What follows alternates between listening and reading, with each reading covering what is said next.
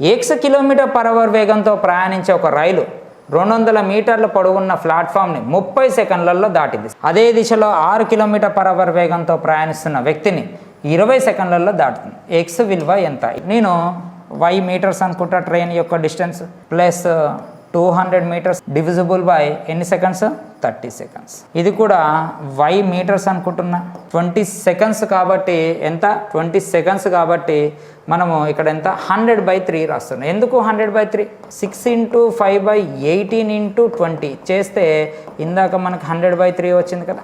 అట్లా ఒక మనిషి 6 km/h స్పీడ్తో 20 సెకండ్స్లో ఎంత దూరం పోతాడో ఎంత. అంటే ఇప్పుడు ట్రైన్ ఈ రెండింటిని కవర్ చేయాలి.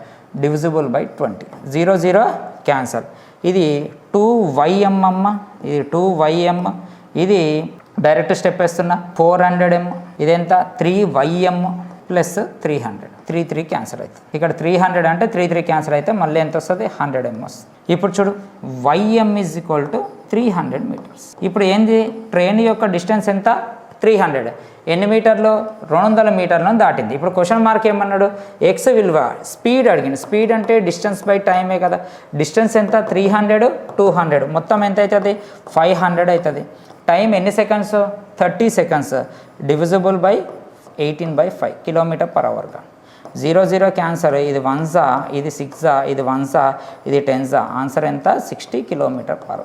ఆన్సర్ ఎంత? 60 km/h.